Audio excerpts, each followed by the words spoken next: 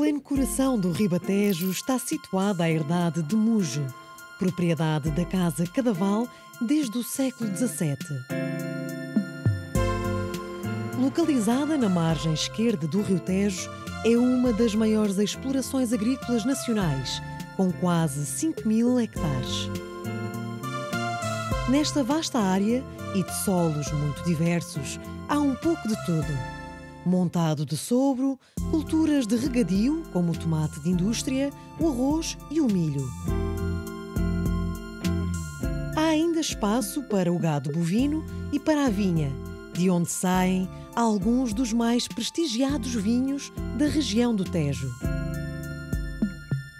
A codelaria, uma das mais antigas da Península Ibérica e que se dedica desde há várias décadas à criação de cavalos de raça lusitana, é também uma das joias da exploração. E como se administra uma propriedade secular e com atividades tão dispares? O diretor-geral da Casa Cadaval, António Saldanha, guiou-nos nesta viagem pelas diferentes atividades da herdade ao longo do último ano. A nossa conversa teve início junto ao efetivo bovino. A criação de gado é uma tradição na Casa Cadaval desde há muitos anos, décadas, que a Casa Cadaval cria, sobretudo, duas linhas de vacas de raça mortelenga pura. É uma das vacadas mais antigas nacionais de raça mortelenga. Exploramos um mortelengo chamado mortelengo do Ribatejo. O mortelengo tem 3 cores. A nossa cor é a cor vermelha, chamada vermelha, que é o chamado mortelengo do Ribatejo. Nós temos uma das linhas mais antigas, que até tem sangue espalhado por quase todas as outras vacadas da mesma cor, vermelha, no país. A propriedade explora duas vertentes na criação de gado bovino: as vacas mortelengas, em linha pura, e os animais cruzados com bovinos de raça charolesa, raça francesa conhecida pela grande aptidão para a produção de carne. O nascimento do núcleo puro serve para a reposição das nossas vacas que vão ficando doentes, que vão ficando velhas e que deixam de ter aptidões para produzir. O nascimento dos cruzados. Nós fazemos desmama entre os 7, 8 meses e os 9 meses e vendemos essa raça cruzada, portanto, de charolês com o mortelengo, que tem uma aptidão de produção de carne muito maior que o mortelengo puro, vendemos à desmama e outros criadores engordam. Nós só fazemos produção de vitelos, não fazemos engorda. Normalmente, por ano, vendemos, da percentagem de nascidos que temos, vendemos cerca de 300 animais, entre machos e fêmeas. 280, 270, 300, à volta. Como disse, ficamos com alguns fêmeas puras para reposição do nosso efetivo e essas raramente vendemos. O gado bovino é criado em regime extensivo, onde os animais circulam e se alimentam livremente nos pastos.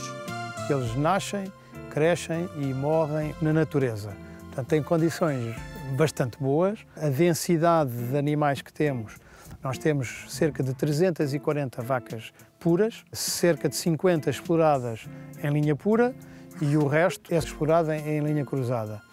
E têm umas condições extraordinárias, porque estão debaixo do montado de sobro e, basicamente, nós só temos que complementar a alimentação em alguns meses de inverno e em pleno verão, em 2 meses do verão. De resto do ano não é preciso, porque a produção de erva é suficiente para as alimentar. No centro da propriedade fica um palácio secular, repleto de grandes histórias. Afinal, ainda antes de estar na posse da família Cadaval, o palácio foi habitado no século XVI pela rainha Dona Leonor da Áustria, mulher de Dom Manuel I. A Casa Cadaval pertence desde 1648 à família Cadaval. Veio como dote de casamento do primeiro duque Cadaval com a condessa de Odmira, desde meados do século XVII, 1640, que está nas mãos da família Cadaval. Esta propriedade manteve sempre una, continua com 4.800 hectares e tem passado de geração em geração. Por coincidência, nas últimas 5 gerações tem sido gerida por senhoras. A primeira geração de senhoras Foi a senhora Marquesa de Cadaval, a avó da atual proprietária, casada com o António Cadaval, proprietário, portanto, da casa. A codelaria da Casa Cadaval é considerada uma das mais antigas da Península Ibérica. Os cavalos estavam também incluídos no dote da Condessa de Odmira, a quando o seu casamento com Dom Nuno Álvares Pereira de Melo, primeiro Duque de Cadaval. Junto à Eguada, a atual proprietária e administradora do negócio, Teresa Schönborn, que divide o seu trabalho entre a codelaria e o enoturismo, revela-nos como são criados os cavalos de raça lusitana. Estas éguas que estão aqui num pivô que tem 9 hectares, estão aqui o ano inteiro praticamente, são 27 éguas por enquanto. Agora, estão aqui também as poldras e o maneio é muito fácil, os poldros depois são desmamados aos 6 meses, vão para casa, ficam em boxes, depois estão lá mais ou menos 3 meses para aprenderem a andar à mão, levantarem os mãos e os pés e ficarem mansos. E depois vão para outra manada. Os machos e as fêmeas voltam para a cocheira aos 3 anos.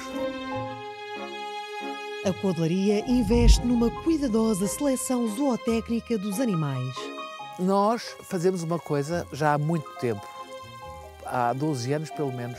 Nós montamos todos os animais e fazemos a seleção pelo caráter e depois pela pontuação que nós damos, que nós começamos a dar a pontuação já na desmama. E depois selecionamos conforme estes testes que eles têm. Nos últimos anos, o interesse pela raça lusitana tem vindo a crescer internacionalmente. A criadora acredita que muito desse interesse se deve ao caráter destes cavalos. Muitos sítios, e eu estou muito ligado à Alemanha, mesmo pelo meu nome e pela minha família, e por exemplo, na Alemanha está a aumentar. E em Espanha está a aumentar. No Brasil não tenho bem a certeza, mas também já criam muitos cavalos lusitanos lá. No México, em toda a América do Sul. Em França também há muitos lusitanos. É um cavalo que não está contra o cavaleiro, mas que gosta de colaborar com o cavaleiro. A equitadora Sara Casais apresenta-nos um dos cavalos mais emblemáticos da codelaria. O Zircon é um cavalo de 18 anos, com bastante experiência, dentro e fora de pista.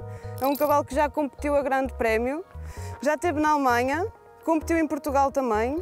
Neste momento está retirado de provas, mas não retirado do trabalho, continua a trabalhar diariamente. Está numa pré-reforma, ligeiramente ativa, prontos, a conciliar um bocadinho com o descanso e com o trabalho. Competiu com o nosso treinador, o André Costa, e agora, pronto, é um cavalo que me está a dar umas luzes nos exercícios já mais avançados. Neste caso, é o Zircon que me está a ensinar a mim, sim. Tem bastante experiência e transmite boas sensações, para além de ser inteligentíssimo, porque nos permite a nós, que não temos tanta experiência, podermos aprender estes exercícios com uma dificuldade maior. A sintonia entre cavalo e cavaleiro é fundamental para uma aprendizagem de sucesso. Eu sou um bocadinho suspeita porque eu tenho um amor muito grande aqui pelo nosso Zircon. Por isso eu sou um bocado suspeita para falar, mas sem dúvida que tem que haver uma grande relação entre cavaleiro e cavalo.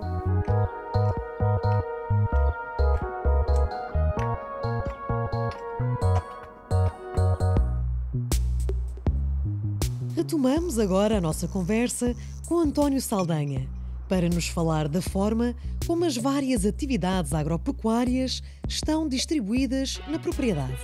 Em termos de ocupação destes 4.800 hectares, a maior fatia cabe ao montado sogro. Tem cerca de 3.000 hectares, o qual aproveitamos para produção de cortiça e para produção de pastagem sob coberto.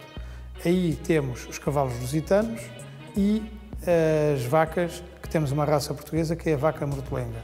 Aproveita a pastagem e aproveita a produção do fruto do sobreiro, que é a bolota. Todo o resto da área, a área que mais significado tem em termos de cultura é o regadio. O regadio tem cerca de 1.140 hectares de regadio, ocupado por diversas culturas, sobretudo por tomate de indústria e arroz. Existem outras culturas também, como o milho, mas as que têm mais expansão e mais dimensão são o tomate de indústria e o arroz. Temos também pastagens de regadio, que colmatam um bocadinho períodos de maior dificuldade de pastoreio, sobretudo dos cavalos. E também temos vinha, cerca de 45 hectares de vinha, com várias castas portuguesas, castas estrangeiras. Gerir um património de quase 5.000 hectares e com tanta tradição é um desafio permanente, o que obriga a uma gestão muito profissional. A gestão de uma propriedade deste género tem que ser uma gestão muitíssimo profissional. Portanto, no fundo, a dona da propriedade e a família detentora da propriedade são gestores de património, gerem o património e rentabilizam-no na melhor maneira possível. Muitas vezes, e dada a multiplicidade e em 1.100 hectares, era muito difícil ser especialista em todas as áreas. E então, em alguns casos, recorremos ao arrendamento. Portanto, estamos a gerir património, sempre na ótica, por um lado, da rentabilidade e, pelo outro, da manutenção dos meios de produção que temos. Carlos Domingos, produtor de arroz, é um dos arrendatários das terras da Casa Cadaval. Enquanto a ceifa do cereal decorria, fizemos o balanço da campanha. São solos bastante bons para a cultura do arroz, são solos muito ricos. Temos aqui uma vala, um rio que passa ali, que é denominado para Vala Real, onde nos abastece aqui de água. Não foi o caso deste ano, foi um ano adverso e tivemos aqui muita complicação acerca da água. E a cultura este ano está um bocadinho mais fraca do que o costume, porque tivemos falta de água. Apesar da aptidão destes solos para a cultura do arroz, a escassez de água que atingiu a região durante o último ano agrícola teve consequências na produção. O arroz é-nos pago por rendimento industrial, ou seja, eles vão, isto é um suporte, tirar 100 grãos, daqueles 100 grãos vão ver quantos é que aproveitam, quais é que são os que estão mesmo bons, não estão partidos, não estão gessados, e daí o pagamento que eles vão fazer do arroz vai ser através disso. E então, se o arroz tiver sempre água, o arroz cria-se com água, a espiga fica muito mais uniforme e ficam os grãos muito mais bem feitos. A água é atualmente um dos grandes desafios para os agricultores. No caso particular da Casa Cadaval, a proximidade ao Rio Tejo e o facto da Ribeira de Muge atravessar toda a propriedade faz com que a falta de água não seja tão grave como noutras zonas. Mas, apesar disso, a preocupação com a gestão dos recursos hídricos já vem de há muito tempo. Fizemos uma barragem cerca na década de 70, uma barragem que ou enche naturalmente ou nos anos de menor pluviosidade nós damos uma achega e fazemos uma bombagem durante o inverno para a barragem para depois podermos usar a água durante o verão, sobretudo para regar as zonas de aluvião, as zonas mais baixas. Usamos os métodos modernos de rega, ou por aspersão, que é o caso do milho, ou basicamente, no caso do arroz, continua a ser o alagamento, a gravidade. No caso do tomate, vamos para a rega localizada, a gota, e, portanto, neste momento, ou nos últimos anos, temos tido consumos muitíssimo inferiores àquilo que era habitual no uso do regadio das culturas. Diminuímos e, como temos tido aumentos de produção unitários, portanto, o consumo de água por quilo de produto produzido tem sido enormemente melhorado nos últimos anos. Intimamente ligada à irrigação está o consumo energético, essencial para o sistema de bombagem e distribuição de água pelos campos agrícolas. Para aliviar a fatura energética, a propriedade investiu já há alguns anos na produção de energia verde.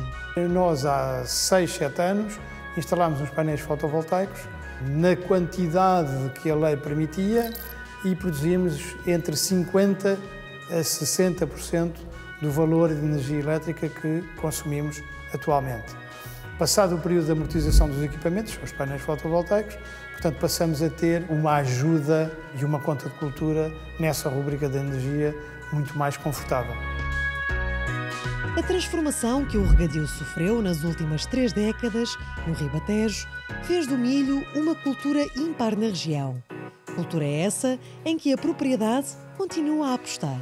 Há uns anos para cá optámos por cultivar uns ciclos culturais de FAO 500 e optámos por isso porque, mesmo sem saber que iam haver estes enormes aumentos dos custos de energia, são ciclos culturais que conseguem produzir muito próximo ou tanto como os ciclos de ciclo a seguir, com a vantagem de conseguirmos colher muito secos.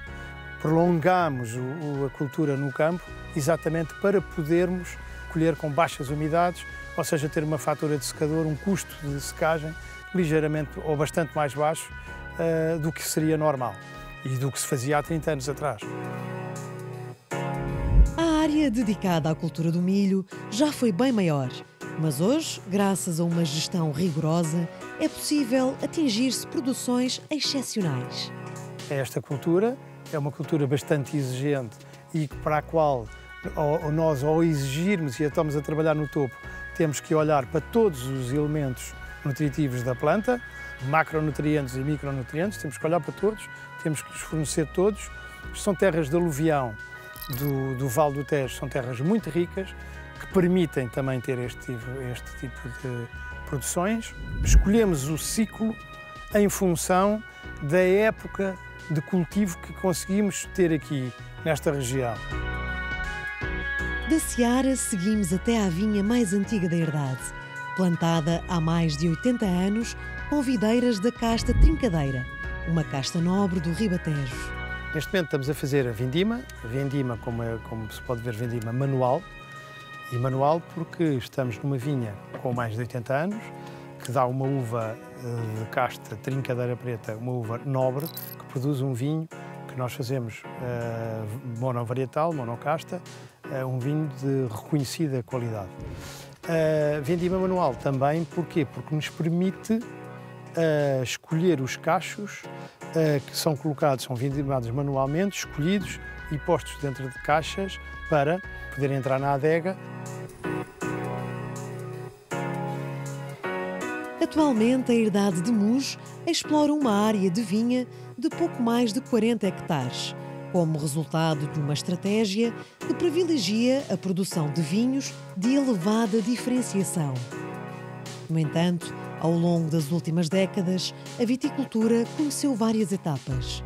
A Casa Cadaval já teve uma área de vinha enorme, cerca de 400 hectares, que vendia normalmente vinho a granel, e há 30 e qualquer coisa anos, o pai da atual proprietária, da atual família proprietária, que era alemão, resolveu reconverter as vinhas que existiam e trouxe, nessa altura, alguns enólogos franceses. Portanto, nessa altura foram introduzidas algumas castas francesas cá na Casa Cadaval, como o Cabernet Sauvignon, como o Merlot, como o Viognier na casta branca, embora nós continuamos com o Trincadeira, casta portuguesa, com o Arinto, com o Verdelho.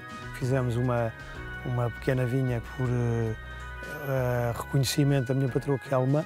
É uma casta que é o Riesling, que é uma casta alemã, numa quantidade muito pequenina. O resto, os vinhos são normalmente misturas de todas estas castas, exceto este Trincadeira. A Casa Cadaval é hoje um dos mais antigos e prestigiados produtores de vinho da região do Tejo. A responsável comercial da empresa, Cátia Casadinho, apresenta-nos o portfólio de vinhos que a herdade oferece aos consumidores. Nós temos uma gama a pensar um bocadinho nos segmentos de mercado que pretendemos atingir. A casa é focada sobretudo no canal Horeca, portanto não tanto na grande distribuição, mas acabamos por também trabalhar com um vinho, temos sobretudo um vinho, uma marca que é o Padre Pedro, que trabalhamos em ambos os segmentos, quer on-trade, quer off-trade, mas efetivamente é uma marca que acaba por ter mais visibilidade a nível de grande distribuição.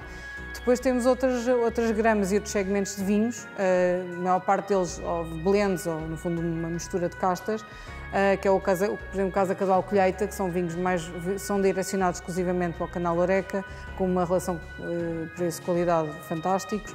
E depois vamos sempre subindo em termos quer de reservas, que também são blends, mas são seleções mais cuidadas das uvas que fazemos para esses vinhos. A estratégia comercial para o mercado português assenta sobretudo na venda dos vinhos através do canal Oreca, um segmento que abrange a restauração e hotelaria. Neste momento atual, a exportação sobressai em relação ao mercado nacional. Aliás, a Casa sempre teve uma percentagem de vendas a nível de exportação superior às vendas no mercado interno, como sabemos, é uma região, o Tejo, em termos de região e em termos de consumidor, tem outras regiões que por si só acabam por ser mais apelativas e apetecíveis do ponto de vista do consumidor. E, portanto, acabou por sempre nos colocar numa visão mais de exportação e continuar a tentar a vender no mercado nacional. E depois também toda a conjectura da família que, como temos estes contactos e estas ligações a determinados países, faz com que, de certa forma, quase como que naturalmente exportemos. Conheça agora 2 dos vinhos que melhor representam a identidade da Casa Cadaval. O Trincadeira Preta é, no fundo, a nossa vinha mais antiga da casa, com 80 anos, é uma vinha de sequeiro, e realmente conseguimos ter aqui uma casta e um vinho que, em termos de quer de vinificação, que no fundo tentamos respeitar ao máximo a casta em si e à idade da vinha, temos aqui um vinho realmente com muita complexidade. Não é todo um vinho musculado, mas é um vinho com muita elegância e que mostra realmente uma vinha antiga, uma vinha velha de 80 anos, que é a Trincadeira Preta. Depois não podia deixar também de apresentar o Marquesa de Cadaval, que é no fundo uma referência que surgiu e no fundo foi uma homenagem que a sua Condessa Teresa Schönborn fez à avó, no fundo por todo o histórico, pelo legado que deixou no setor vitivinícola, e no fundo é um vinho que foi, digamos, elaborado a pensar exatamente na Senhora Marquesa e na pessoa que ela era. No fundo fizemos uma seleção das castas que de certa forma caracterizam a senhora. Touriga Nacional é uma casta que, quando bem trabalhada, dão vinhos elegantíssimos, muito densos e com uma enorme elegância. Alicante Bouschet, pela sua estrutura e no fundo é quase como que o esqueleto do próprio vinho, que dá imensa estrutura e complexidade. E aqui a Trincadeira Preta, porque no fundo é realmente o ex-libris e a vinha da Casa Cadaval. Reforçar a sustentabilidade ambiental e a gestão rigorosa da propriedade são os 2 grandes objetivos para os próximos anos, por forma a que a Casa Cadaval continue o seu legado de quase 4 séculos. Quanto à codelaria, uma paixão que foi passando de geração em geração, Teresa Schönborn acredita que os cavalos irão continuar a galopar livremente pela herdade de Muge. Enquanto eu estiver cá, tenho a certeza absoluta que eu não vou acabar com os cavalos. Eu gosto de sentar aqui e estar a ver aqui as minhas éguas.